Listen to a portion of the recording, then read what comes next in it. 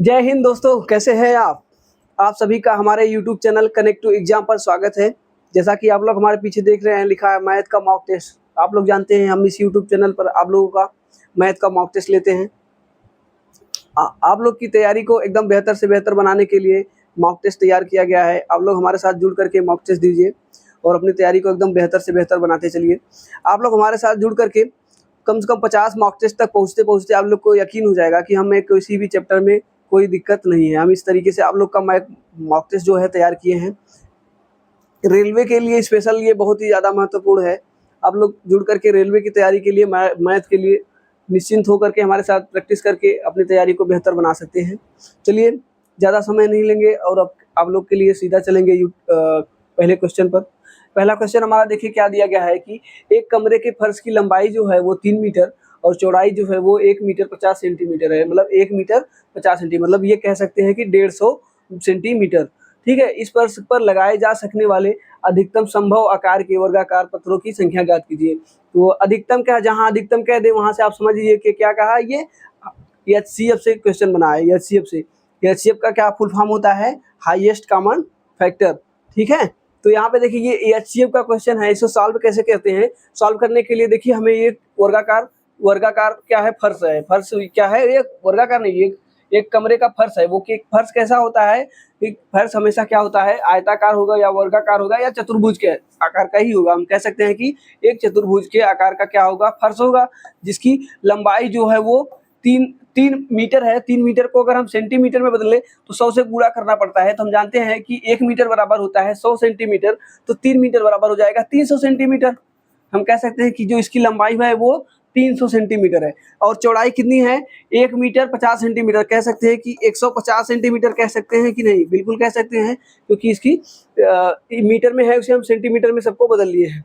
ठीक है, और हमसे पूछा है कि वर्गाकार पत्थरों की संख्या ज्ञात करना है। मतलब ये इसमें अधिकतम बड़े साइज के वर्गाकार पत्थर की संख्या ज्ञात करनी है। तो इसमें अधिकतम कितने बड़े पत्थर हमें रखना होगा जिससे ये पूरी तरह से ये पूरा फर्श ढक जाए। ठीक है, तो इसके लिए क्या करना है, देखिए इसमें क्या होगा, इस कंडीशन में क्या होगा, इस कंडीशन में ये होगा कि जो फर्श का क्षेत्रफल होगा और सभी पत्थरों की सभी वर्गाकार पत्थरों का जो क्षेत्रफल होगा मिला करके वो क्या होगा, उनके बराबर होगा।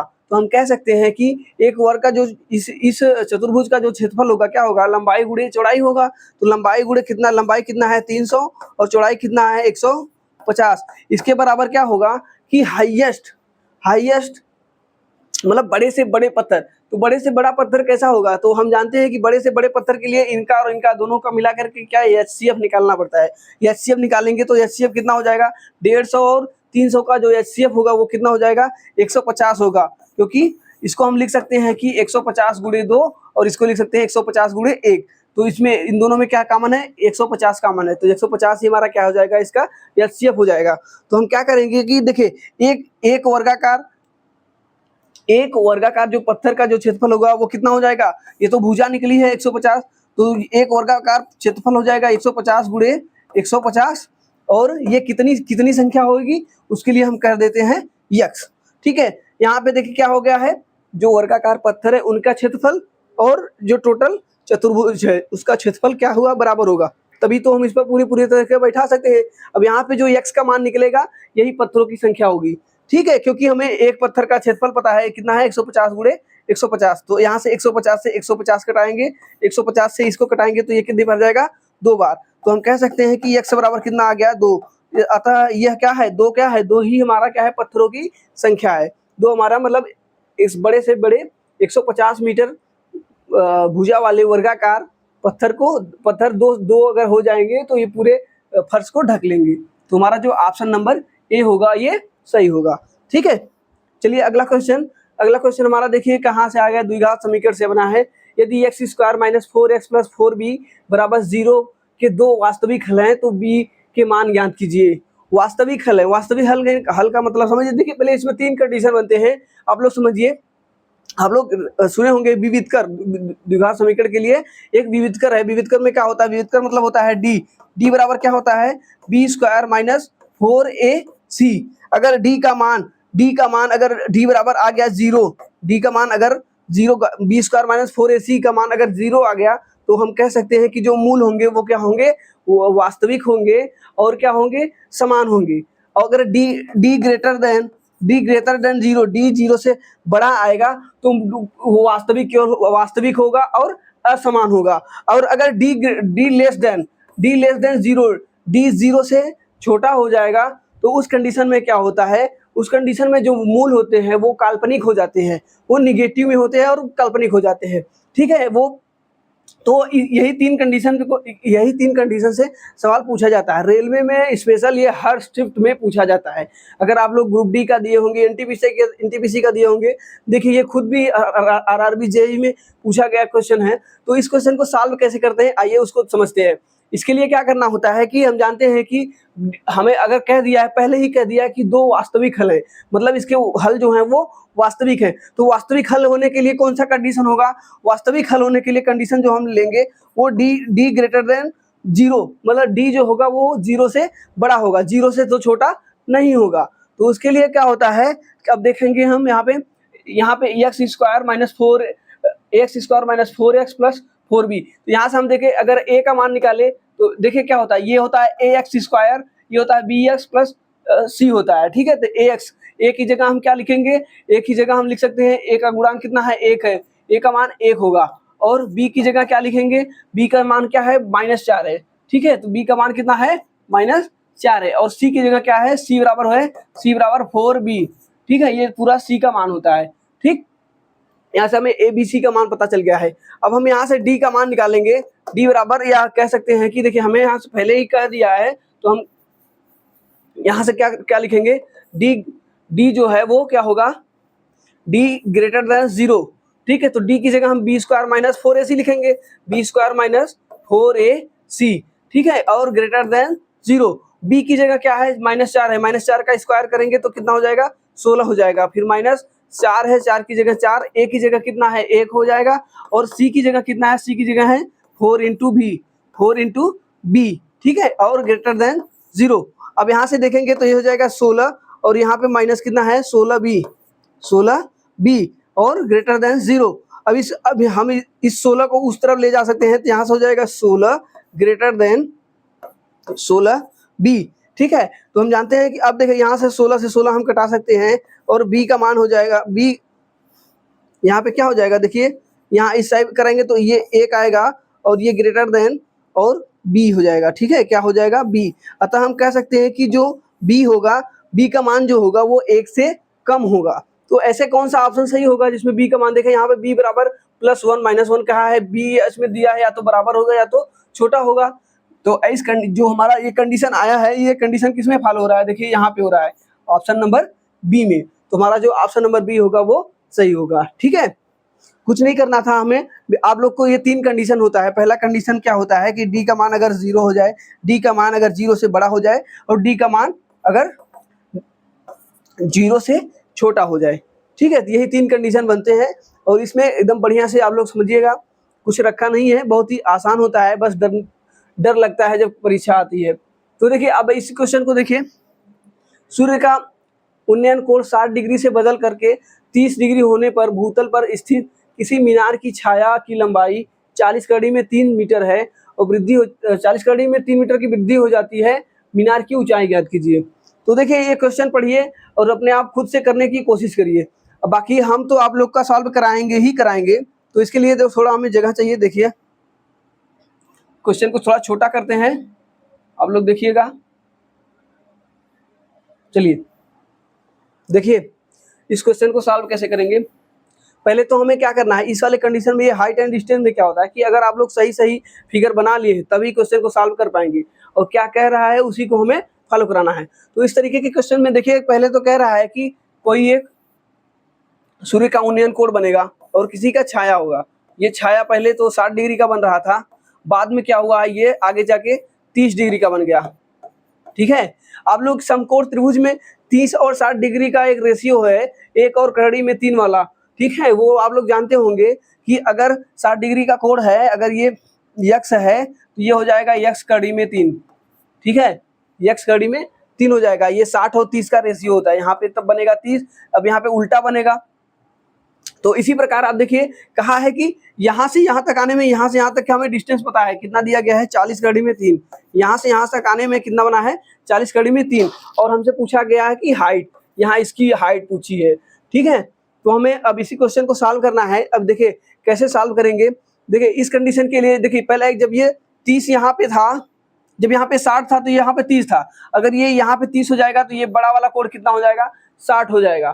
ठीक है, तो हम कह सकते हैं कि ये अगर हम इसको यहाँ से इस वाले कंडीशन से पकड़े, अगर हम इसको यहाँ x कड़ी में 3 को x मान ले, या मतलब इसको कोई संख्या मान ले, तो अगला वाला क्या हो जाएगा, कड़ी में 3 का गुणा हो जाएगा। तो यहाँ से यहाँ तक की जो डिस्टेंस होगी वो कितनी हो जाएगी, यहाँ से यहाँ तक की जो डिस्टेंस हो जाएगी हमारी x कड़ी में 3 और गुणे कड़ी में 3, और इसके बराबर यहाँ पे हमें कितना पता चला है, 40 कड़ी में 3 प्लस x।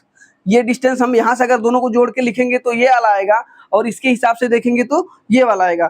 अब यहाँ से सॉल्व करेंगे तो कड़ी में इसका गुणा करेंगे तो ये हो जाएगा हमारा 3x। ठीक है, और बराबर यहाँ पे क्या हो जाएगा, 40 कड़ी में 3 है, और ये x यहाँ पे प्लस है। अब इसको इस तरफ ले आएंगे, देखिए यहाँ पे हम लिख देते हैं x। अब इसको आगे अगला लाइन यहाँ आगे लिखते हैं।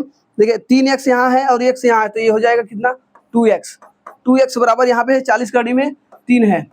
40 कड़ी में 3, 2 से कटाएंगे तो ये जाएगा कितना, 20 कड़ी में 3 हो जाएगा, 20 कड़ी में 3। ये क्या है, x का मान है। ठीक है, ये तो हमारा x का मान है, लेकिन हमसे पूछा गया है इसकी हाइट। तो हाइट यहाँ पे कितनी है, x कड़ी में 3 है, तो हमें x कड़ी में 3 का मान निकालना है। x का मान अभी निकाल के लाए हैं 20 कड़ी में 3, तो हम लिख सकेंगे 20 कड़ी में 3 और गुणे 1 कड़ी में 3 पहले से था, कड़ी में 3 पहले से है, तो टोटल हो जाएगा 20 कड़ी में 3 का गुणा कड़ी में 3 से करेंगे तो 3 हो जाएगा। 3 में 20 का गुणा करेंगे तो 20 गुणे 3 बराबर कितना हो जाएगा, 60। तो ये 60 क्या आएगा, अगर ये सेमी में है, यहाँ पे देखिए ये मीटर में, ये वाला अगर मीटर में है तो ये भी हमारा क्या आएगा, मीटर में। ठीक है, तो हम कह सकते हैं कि ये जो मीनार है, मीनार की ऊंचाई कितनी हो जाएगी, 60 मीटर, जो कि देखिए ऑप्शन नंबर बी है। ठीक है, देखिए इसमें क्या होता है, इसमें आप लोग को फिगर बनाना होता है। अगर आप लोग फिगर बना लिए हैं, जो भी कह रहा है क्वेश्चन उसका कंडीशन पूरा फॉलो करा लिए हैं, तो क्वेश्चन में कुछ भी नहीं रखा है, बाकी जो भी है कैलकुलेशन आप कर ही लेंगे। ठीक है, तो आप लोग को कुछ घबराना नहीं है, आप लोग हमारे साथ मिल करके बस प्रैक्टिस करते रहिए, सीखते रहिए और अपनी नॉलेज बढ़ाते रहिए। देखिए अगला क्वेश्चन हमारा फिर से आ गया है। देखिए क्या कह रहा है, कि एडवांस का क्वेश्चन है। एडवांस में जो कह रहा है, कुछ इसमें प्रमेय होते हैं, कुछ फार्मूले होते हैं, कुछ रूल होते हैं, उसे आपको पता होना चाहिए। देखिए कहा है कि 9 सेमी, 40 सेमी, 41 सेमी लंबी भुजाओं वाले एक त्रिकोण के भीतर बने वृत्त की त्रिज्या क्या है। तो देखिए बने वृत्त की आंतरिक त्रिज्या, मतलब इसमें पूछा है स्मॉल आर का मान। स्मॉल आर का मान देखिए 2 तरीके से निकाला जा सकता है। स्मॉल आर का मान 2 तरीके से निकाला जाता है। एक तो होता है डेल अपान यस। डेल क्या है, त्रिभुज का क्षेत्रफल, और यस क्या है, उसका अर्ध परिमाप। ठीक है, आप इससे भी निकाल सकते हैं। और अगर त्रिभुज समकोण त्रिभुज है, तो उसके लिए स्मॉल आर का मान होता है लंब प्लस आधार L into L plus B और माइनस कर्ण। ठीक है, हम कह सकते हैं कि लंब और आधार, हम लंब को L मानते हैं, प्लस आधार को B मानते हैं, और कर्ण को क्या मान लें, कर्ण को C मान लेते हैं। ठीक है, या कर्ण को हम ऐसे हिंदी में ही लिख देते हैं। अब समझिएगा कि स्मॉल आर बराबर हो जाएगा हमारा लंब प्लस आधार माइनस कर्ण अपान 2। ये कब होगा, जब त्रिभुज क्या होगा, जब त्रिभुज समकोण त्रिभुज होगा तब। तो देखिए अब देखिए आप लोग को थोड़ा सा क्या होगा कि संख्याएं देखने के बाद आप लोग को ट्रिपलेट याद होगा कुछ। देखिए 9, 40, 41 बहुत ही फेमस ट्रिपलेट है, तो ये सबको याद ही रहता है। तो इससे हमें पता चल रहा है कि जो ये त्रिभुज बन रहा है वो समकोण त्रिभुज बन रहा है। ठीक है, अगर हमें ना पता चले तब भी इस क्वेश्चन को सॉल्व कर सकते हैं। कैसे, आप लोग को पहले ही बताया डेल अपान यस। तो हमें ये 3 भुजाएं दे दी गई है, 3 भुजाओं से घिरी हुई बंधाकृति त्रिभुज होती है, और त्रिभुज का हमें क्षेत्रफल ज्ञात करना हो तो 3 भुजाओं वाला हीरो फार्मूला लगा करके हम वहां से त्रिभुज का क्षेत्रफल निकालेंगे, फिर अर्ध परिमाप से भाग दे देंगे, तो हमारा जो निकल के आएगा वो त्रिज्या निकल के आएगा। ठीक है, बाकी अगर आप लोग स्मार्ट वर्क करना चाहते हैं तो ये जानते हैं 9, 40, 41 से हमारा क्या बनेगा, समकोण त्रिभुज बनेगा। समकोण त्रिभुज में क्या होता है, समकोण त्रिभुज के लिए ये ट्रिपलेट होता है। अब मुझे अगर पता चल गया है समकोण त्रिभुज है, तो त्रिभुज के लिए आप लोग को फॉर्मूला बताए हैं, R बराबर होता है लंब प्लस आधार माइनस कर्ण अपॉन 2। तो हम इस फार्मूले से क्वेश्चन को सॉल्व करेंगे। बाकी आप लोग इस फार्मूले से भी एक बार सॉल्व करिएगा। उसमें क्या होगा कि हमें इन तीनों भुजाओं से क्या करना है, पहले उनका क्षेत्रफल ज्ञात करना है और उसके बाद परिमाप से भाग देंगे तो हमारा त्रिज्या प्राप्त हो जाएगा। दोनों तरीके से आंसर सेम आएगा, तरीका बदलने से आंसर नहीं बदलेगा। तो हम आपको ये हम जानते हैं कि 9, 40, 41 का एक ट्रिपलेट बनता है। ठीक है, 9, 40, 41, अगर ये 9 है और ये 40 है तो ये हमारा क्या हो जाएगा, 41 हो जाएगा। तो यहाँ से जो इसके अंदर जो एक वृत्त बनेगा उसकी त्रिज्या हमसे पूछी गई। तो इसके लिए क्या होता है कि लंब प्लस आधार, तो हमारा हो जाएगा 40 प्लस आधार कितना है 9 माइनस 41, ठीक है, बराबर बटे 2। ये हमारा किसके बराबर हो जाएगा, स्मॉल आर के बराबर। ठीक, तो हम यहाँ से याद करेंगे तो देखिए 40 और 9, 40 और 41 को कटाएंगे तो -1 और -9 में से 1 जाएगा तो 8 आ जाएगा। इसके बराबर क्या हो जाएगा 8/2 बराबर कितना हो जाएगा 4 सेमी। ठीक है, 4 सेमी, यही हमारा हो जाएगा आंतरिक त्रिज्या, त्रिकोण के भीतर बने वृत्त की त्रिज्या हो जाएगी, जो ऑप्शन नंबर कौन सा है, डी है। ठीक है, अगर आप लोग को फॉर्मूला पता है आप 2 सेकंड में इस क्वेश्चन को सॉल्व कर लेंगे। बाकी कैलकुलेशन है, कुछ भी नहीं है इसमें। अगला क्वेश्चन देखिए, वह छोटी से छोटी संख्या ज्ञात कीजिए जिसे 54, 74 में जोड़ने पर प्राप्त संख्या 2, 3, 4, 6 से 8 से पूर्णतः विभाज्य हो। तो इस तरीके के क्वेश्चन को सॉल्व कैसे करेंगे, इस तरीके के क्वेश्चन को सॉल्व करने के लिए हमें क्या करना होगा कि अगर ये पूर्णतः विभाज्य है तो इनका जो एलसीएम होगा, ये हमारा एलसीएम से क्वेश्चन बन रहा है। आप लोग समझिएगा लैंग्वेज में क्या दिया गया है और क्या पूछना चाहता है एग्जामिनर, हमें पूछना चाहता है कि आपको एलसीएम का नॉलेज है कि नहीं। तो इस तरीके के क्वेश्चन कहाँ बनते हैं, एलसीएम से। तो एलसीएम क्या होता है, लीस्ट कॉमन मल्टीपल होता है। तो हम यहाँ से देखिए ये इन 3, 4 और 3, 4, 6, 8 का ऐसा कौन सा मल्टीपल है जिसमें ये चारों पहले कटेंगे। पहले तो हम इनका एलसीएम निकालते हैं। 8, 4, 6 का एलसीएम क्या होगा, 8 का पहाड़ा पढ़े 8 दूनी 16, 8 तिरिक 24, 3 बार में देखिए 6 चौके 24, 4 छंग 24 और 3 बार 24। तो हम 24 इनका 3, 4, 6, 8 का जो एलसीएम होगा वो कितना हो जाएगा, ये 24 हो जाएगा। ठीक है, और कह रहा है कि 54, 74 में कितना जोड़े, मतलब 54, 74 क्या है, 74 में कुछ कमी है जिसकी वजह से ये 24 से नहीं विभाज्य होगा। तो वो संख्या जो संख्या 8 से 6 से 4 से 3 से विभाज्य होगी, वो संख्या क्या होगी, वो 24 से पूर्णतः विभाज्य होगी तभी होगी। ठीक है, क्योंकि इनके एलसीएम से वो संख्या पूर्णतः विभाज्य होनी चाहिए। उसके लिए क्या करना पड़ेगा, हमें भाग निकाल के देखना पड़ेगा कितना है 54, 74। ठीक है, 54, 74। अब यहाँ से भाग देंगे 24 दूना 48। ठीक है, 48 भाग देंगे तो यहाँ पे आ जाएगा 6 और ये 7, फिर 24 दूना 48, 24 तिया 72, फिर नहीं जाएगा, ये जाएगा कितनी बार, 2 बार वही जाएगा। फिर इसको हम निकालते हैं 17 में से 8 जाएगा तो 9 और यहाँ 5 में से 4 जाएगा तो 1, 19 और ये बचा कितना है 4। ठीक है, अब देखिए 24 का क्या, 24 का पहाड़ा पढ़े 24 के ये 194 कितनी बार जाएगा, तो देखिए 7 चौके 28, 7 दूनी 14, ये 8 बार जाएगा, 8 दूनी 16, लगभग 9 बार जाएगा, क्या 9, 24 दहा में 240 होता है, ये करीब 8 बार जाएगा। तो 8 बार हम जाके देखते हैं, 8 चौके 32 और 8 दूनी 16, 3 19। ठीक है, तो ये कितनी बार गया है, देखिए कितने की कमी हुई है, यहाँ पे 2 की कमी हुई है। मतलब ये 2 सिर्फ, मतलब ये 194, मतलब ये पूरा करने पे यहाँ पे शेष कितना बच रहा है, 2 बच रहा है। 24 से भाग देने पर शेषफल कितना बच रहा है, 2 बच रहा है। तो ऐसी कौन सी संख्या और जोड़ दी जाए तो 24 से कट जाएगी। तो उसमें क्या होता है, ऐसे संख्या को याद करने के लिए 24 में से ये शेषफल को माइनस करेंगे, शेषफल को माइनस करेंगे तो आएगा हमारा 22। तो इस 54, 74 में 22 को जोड़ दिया जाए तो ये पूरी संख्या जो है वो 24 से कट जाएगी। अगर ये 24 से कट जाएगी तो 3, 4, 6, 8 इन सभी से कट जाएगी। ठीक है, तो वो संख्या हमारी कौन सी आ गई है, 22। यही हमसे पूछा गया था कि इसमें कौन सी संख्या जोड़ी जाए, कौन सी संख्या जोड़ी जाएगी, 22 जोड़ी जाएगी। ठीक है, चलिए अगला क्वेश्चन देखिए, यदि 3 धनात्मक संख्याओं का अनुपात 3, 7, 8 है और उनके वर्गों का योगफल 7808 है तो उनमें से सबसे बड़े छोटे संख्या को ज्ञात कीजिए।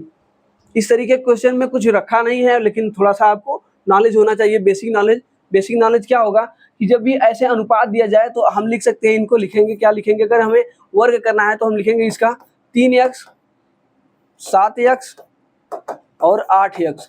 ठीक है, अब हम करेंगे स्क्वायर, क्योंकि इनको एक यूनिट के बराबर रखना पड़ेगा, इनको एक यूनिट के बराबर मानना पड़ेगा।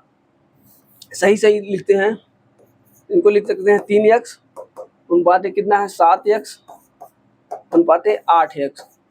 ठीक है, अब क्या कह रहा है कि इनके वर्गों का योग, इनका वर्ग करेंगे तो कितना हो जाएगा 9x square plus 7x square, 7 का हो जाएगा 49 मतलब 49x स्क्वायर प्लस 8 का कितना हो जाएगा 64x स्क्वायर।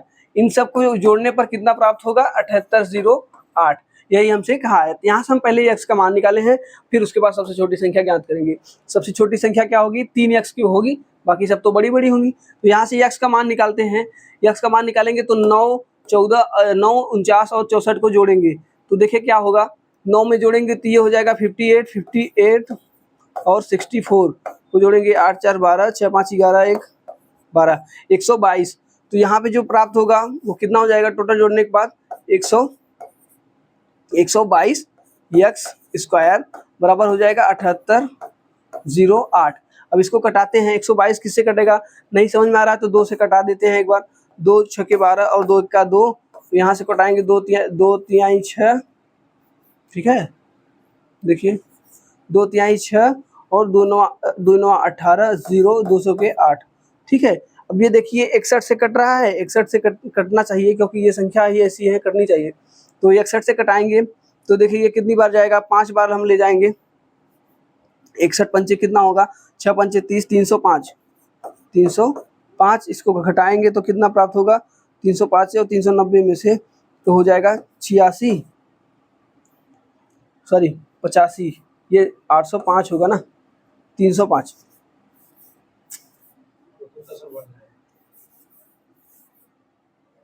ये लगभग जाएगा। देखिए ये कितनी बार जा रहा है 6 के 36, 6 बार चला जाएगा क्या।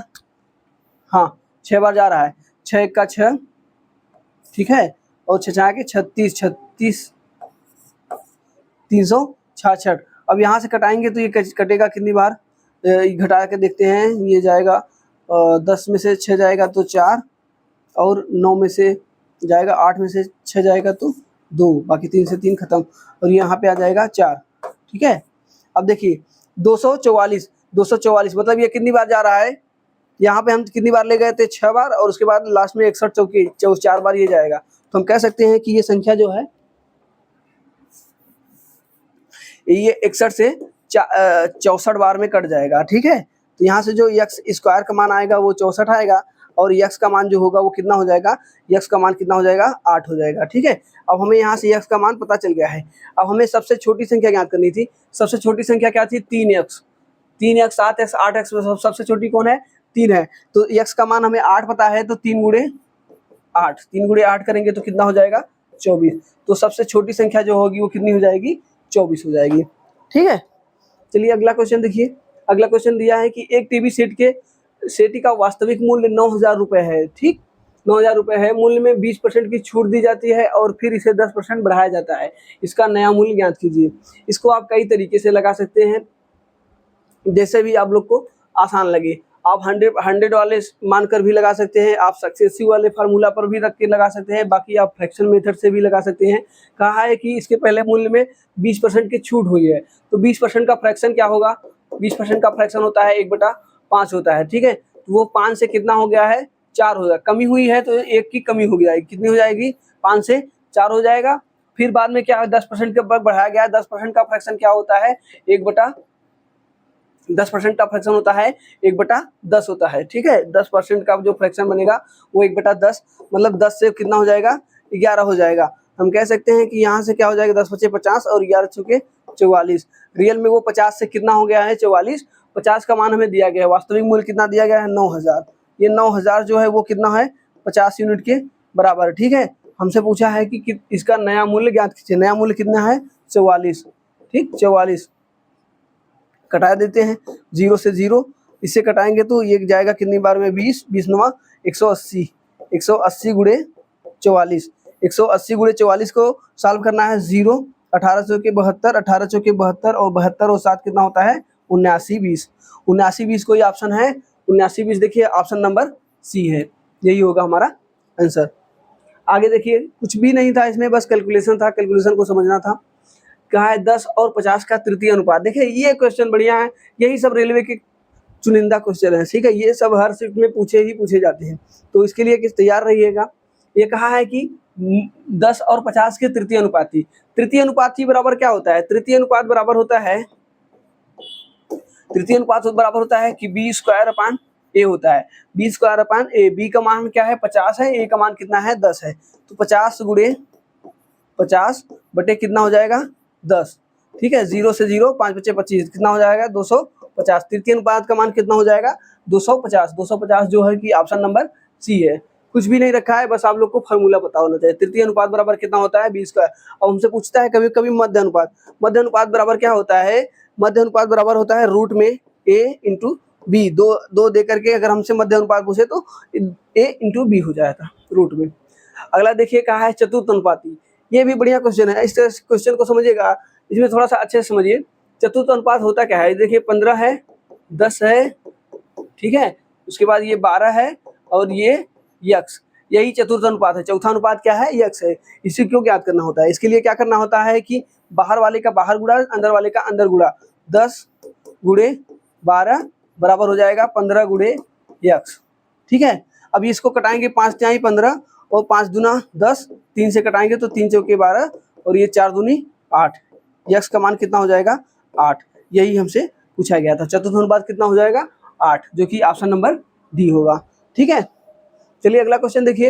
अगला क्वेश्चन दिया है 10 पुरुष तथा 5 महिलाएं एक कार्य को 60 दिन में पूरा करती हैं।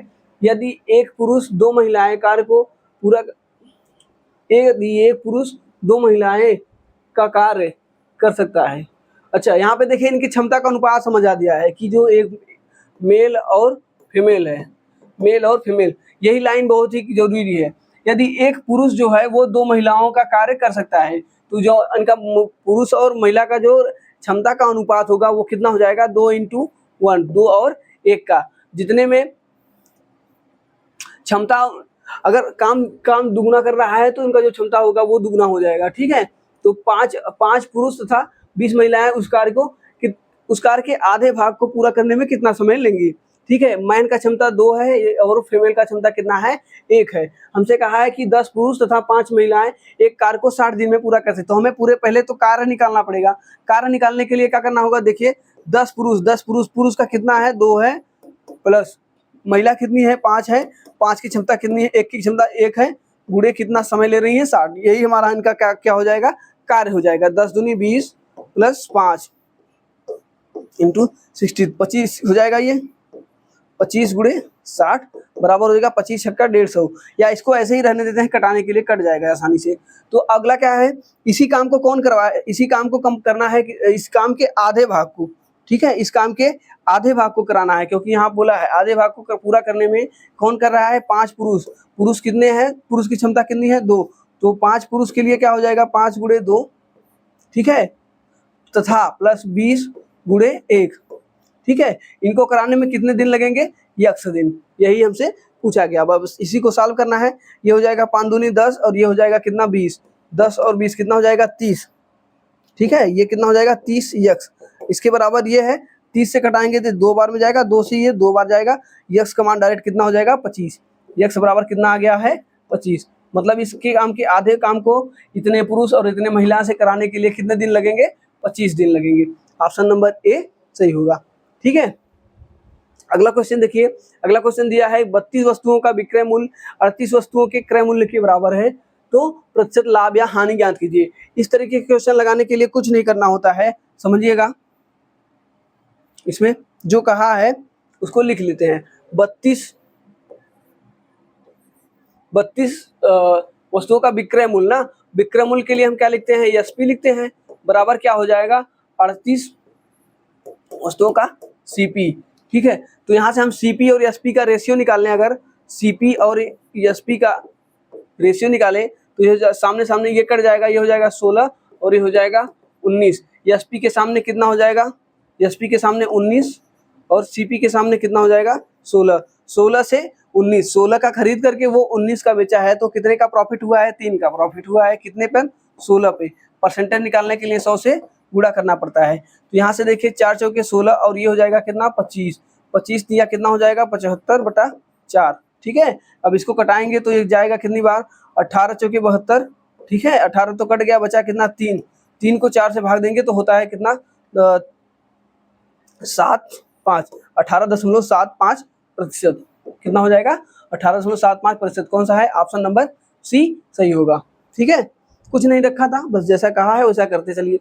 कहा है कि एक परियोजना में 54 सदस्य की टीम को एक काम 35 घंटे में कर सकती है। ठीक है, 18 सदस्य उसी काम को कितने देर में करेंगे? कुछ नहीं करना है, बस उसी काम को बराबर करना है। ठीक है, उसके लिए देखिए परीक्षा में आप कैसे अटेम्प्ट करेंगे, किस तरीके से कैलकुलेशन को आसान बनाएंगे, ये सब कुछ ट्रिक एक साथ सीखते रहिए हमारे इस प्रैक्टिस सेट के माध्यम से। ठीक है, कहा है कि 54 सदस्य हैं। कितने सदस्य हैं? 54 सदस्य हैं। और क्या कहा है? टीम का एक काम करने में 35 घंटे लगाती है।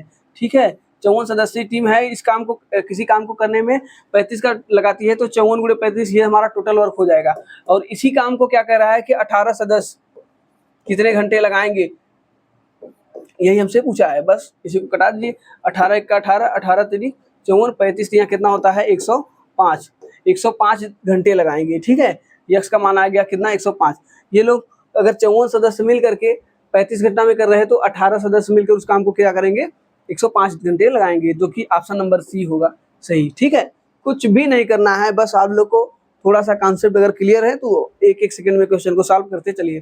कहा है कि देखिए इस क्वेश्चन को समझिएगा बट बढ़िया से।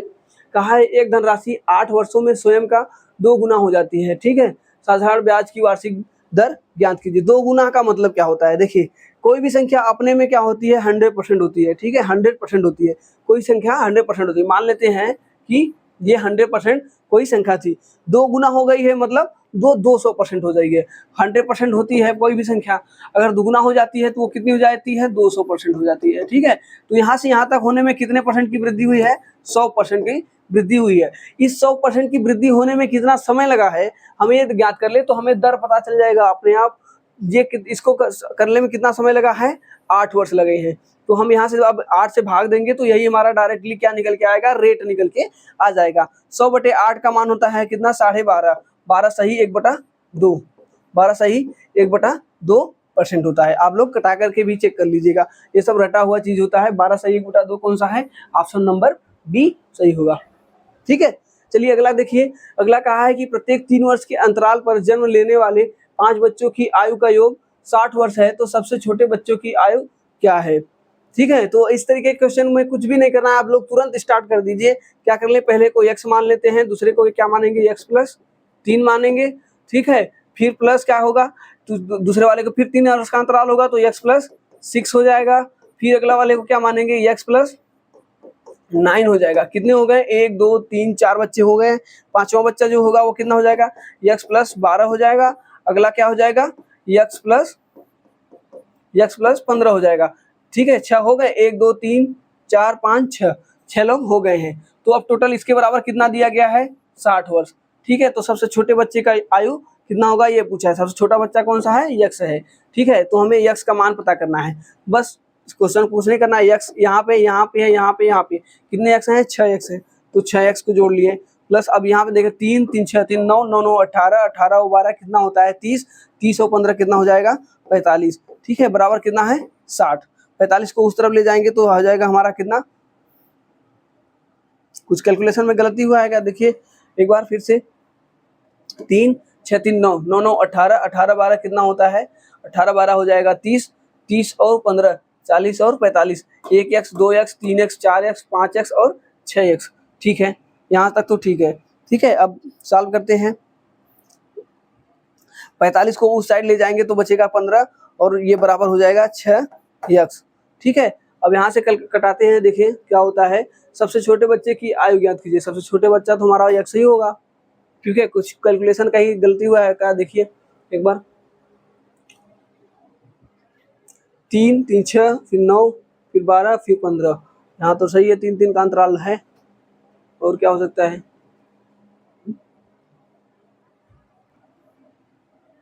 प्रत्येक 3, चलिए क्वेश्चन को फिर से पढ़ते हैं। प्रत्येक 3 5, अच्छा सॉरी, देखिए कहा है 5 ही कहा है, हम 6 कर दिए ना, 5 ही कहा है। 1 2 3 4 5। ठीक है, अब चलिए फिर से लगाते हैं। कैलकुलेशन को थोड़ा सा समझने लेना।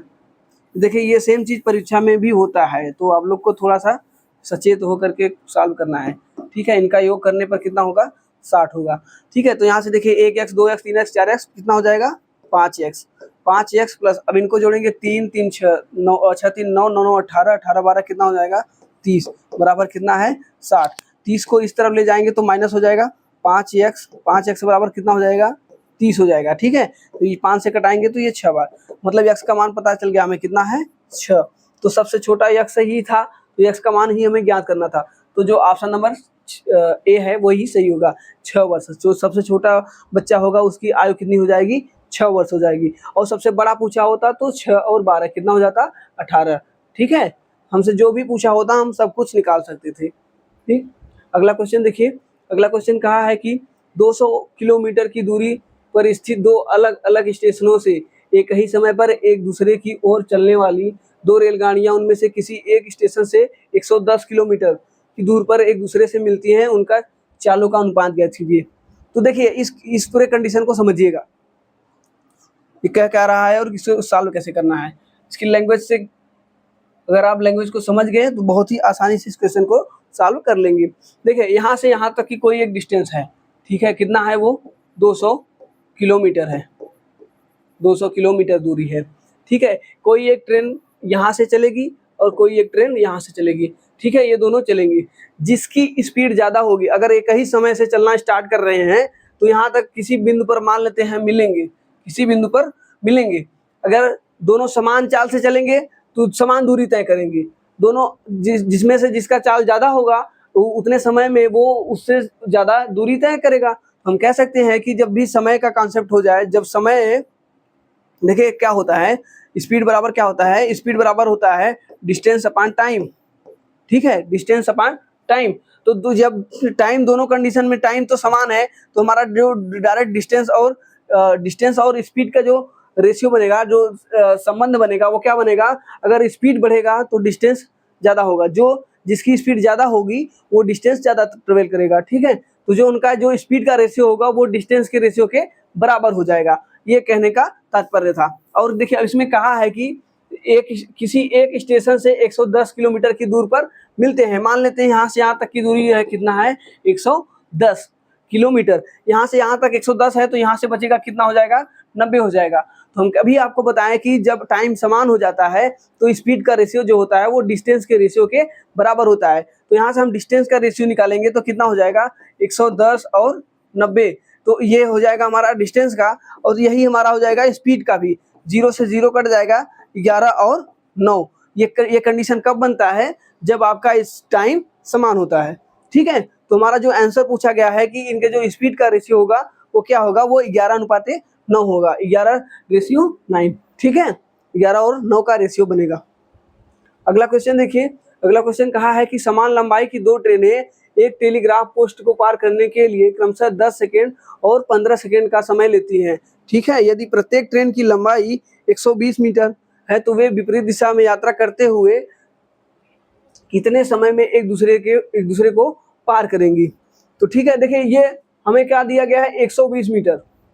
ये क्या है, ट्रेन की लंबाई। जब भी ट्रेन किसी खंभे को पार करती है तो वो अपनी लंबाई ही तय करती है। ठीक है, अपनी लंबाई के बराबर दूरी तय करती है। ठीक है, तभी वो खंभे को पार करेगी। तो हम कह सकते हैं कि पहली ट्रेन के लिए अगर देखें तो वो 10 सेकंड में पार कर रही है, जबकि उसका जो डिस्टेंस कितना है, 120 मीटर। तो ये जो इसका जो स्पीड निकल के आएगा, ये S1 मान लेते हैं, तो इसको अगर हम 10 से भाग देंगे तो आ जाएगा कितना, 12 मीटर प्रति सेकेंड।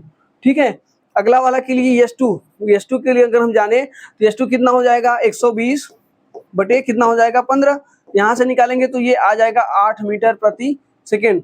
ठीक है, दोनों ट्रेनों की हमें चाल पता चल गई है। और कहा है कि देखिए वे विपरीत दिशा में यात्रा करते हुए कितने समय में एक दूसरे को पार करेंगी। ठीक है, एक दूसरे को पार करने में मतलब ये 120 मीटर एक ट्रेन हो जाएगी, दूसरी ट्रेन भी 120 मीटर। तो टोटल डिस्टेंस जो ट्रेवल करना है वो कितना करना है, 240। ठीक है, इस 240 को कितने की स्पीड से, जब विपरीत दिशा में होती है तो उनका जो रिलेटिव स्पीड होता है वो जुड़ जाता है। तो पहले 8 था और ये 12, कितना हो जाएगा, 20। ठीक है, 12 और 8 20 हो जाएगा, जो इनका रिलेटिव स्पीड होगा वो 20 हो जाएगा। हमसे टाइम पूछा है, इस डिस्टेंस अपॉन स्पीड से भाग देंगे तो हमेशा क्या प्राप्त होता है, टाइम प्राप्त होता है। यहाँ से हमें क्या प्राप्त होगा, टाइम प्राप्त होगा। तो 20 से ये कट, 2 से 0 से 0 और ये 12, तो जो ये दोनों एक दूसरे को 12 सेकंड में क्या कर लेंगी, पार कर लेंगी। यही हमसे पूछा गया था। तो जो ऑप्शन नंबर ए होगा वो सही होगा। ठीक है, चलिए अगला क्वेश्चन देखिए। अगला क्वेश्चन हमारा क्या है, किसी चुनाव में एक उम्मीदवार को 62% वोट प्राप्त हुए और वह 35,640 वोटों से चुनाव जीत गया। ठीक है, चुनाव में कुल वोटों की संख्या क्या थी यदि कोई भी वोट अमान्य नहीं रहा है, मतलब सभी वोट क्या है, वैध है। ठीक, इस तरीके के क्वेश्चन को सॉल्व करने के लिए समझिएगा। देखिए यहाँ पे कहा है किसी चुनाव में एक उम्मीदवार को 62% वोट प्राप्त हुए, तो जिससे वो हारा है उसे कितने प्राप्त होंगे, 38%। क्योंकि 62 हमेशा क्या होगा, चुनाव में जो वोट होगा वो 100% होगा। 100% में से एक को अगर 62% प्राप्त होगा तो दूसरे को कितना हो जाएगा, 100 माइनस 62। 100 माइनस 62 करेंगे तो कितना हो जाएगा, 100 माइनस 62 करेंगे तो ये हो जाएगा कितना, 38। ठीक है, 62% ये हो गया है और 38% ये पाया है। इन दोनों का अगर हमें अंतर ज्ञात करना हो तो इसी अंतर से वो क्या हुआ है, जीता हुआ है। तो इसी अंतर से जीता है, तो 62 और 38 का अंतर कितना हो जाएगा, 12 में से 8 जाएगा तो ये 4 बचेगा, 5 में से 3 जाएगा तो 2 हो जाएगा। 24% वोट से जीता है और 24% वोट का मान हमें दिया गया है कितना, 35,640। ठीक है, तो हमसे पूछा गया है कि 100% मतलब सभी वोट कितने हैं, वोटों की कुल संख्या पूछी है, तो 100% का मान कितना है। तो हम कह सकते हैं कि 35,640 बटे 24 और गुणे 100। ठीक है, अब यहाँ से देखिए ये जाएगा कितनी बार, अगर हम 4 से कटाएं तो ये 6 बार जाएगा और 4 से कटाएंगे तो ये 25 बार जाएगा। ठीक है, अब इस 6 को कटाते हैं, 6 पंचे 30 और उसके बाद 56, 6 9 54। ठीक है, 0 बार जाएगा, 6 9 54 हो गया, सॉरी 0 नहीं होगा ये, 6 पंचे 30, 6 9 54, बचा यहाँ पे 2, 6 चौके 24 और 0 से 0 ये है। ठीक है, 594 5940 गुणे 25। ठीक है, अब 25 का गुणा यहाँ पे करते हैं तो देखिए क्या होगा, शून्य हो जाएगा, 25 चौका 100, 80 लगा कितना 10 और 25 नौया 25 9 कितना होता है 100, 25 नौया होता है 225। 225 में 10 जोड़ेंगे तो कितना हो जाएगा, 235 हो जाएगा। 5 लिखेंगे और कितना हो जाएगा, 23 क्या हो जाएगा इसका, हासिल लगेगा।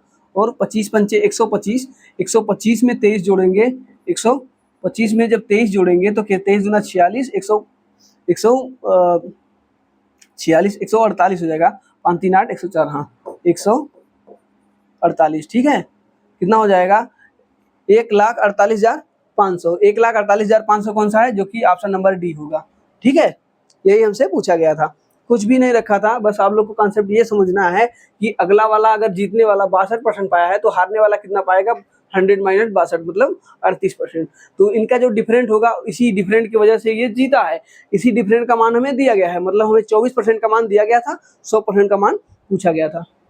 अगला क्वेश्चन देखिए, अगला क्वेश्चन दिया गया है 8 सेमी त्रिज्या वाले एक वृत्त के अंदर उसकी परिधि को स्पर्श करते हुए बनाए गए एक वर्ग का क्षेत्रफल ज्ञात कीजिए। देखिए ये एडवांस मैथ का बढ़िया क्वेश्चन है, इसको समझिएगा बढ़िया से समझिए। पहले हम एक वृत्त लेते हैं।